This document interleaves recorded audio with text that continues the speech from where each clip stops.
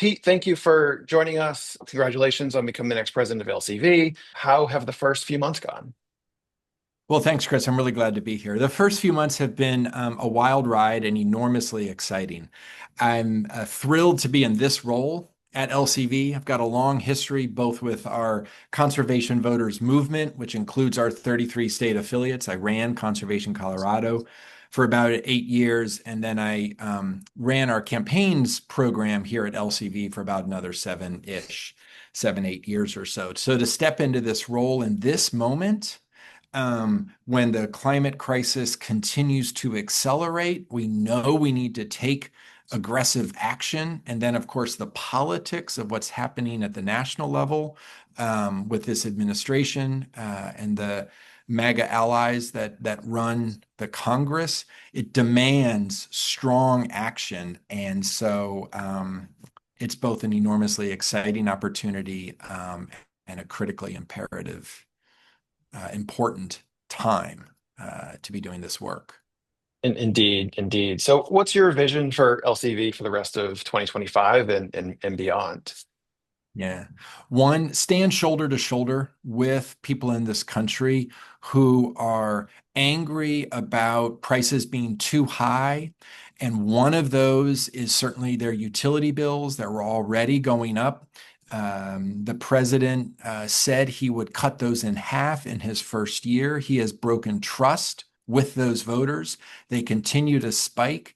And the budget reconciliation bill that just passed will drive those prices significantly higher.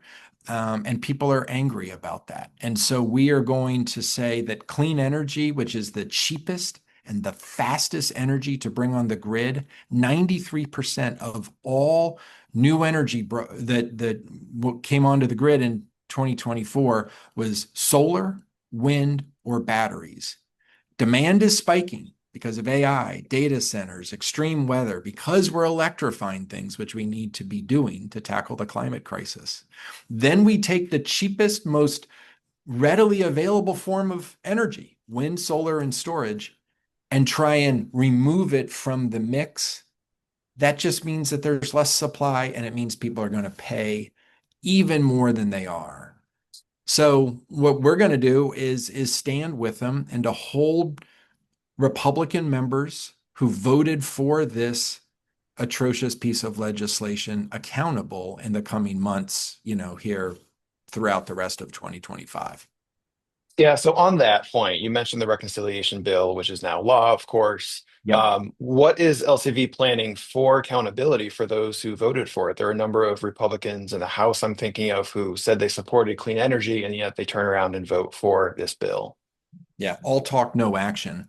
We're going to make sure that their constituents are aware of their vote and not just their vote, what it means to their everyday lives. That's what I mean, standing shoulder to shoulder with people and fighting with them and standing up to, these MAGA Republicans who voted for a huge transfer of wealth to even make big oil CEOs and other billionaires even richer. So it means being in communities. It means talking to people. It means connecting with people in their neighborhoods, their places of business, and their community gathering locations.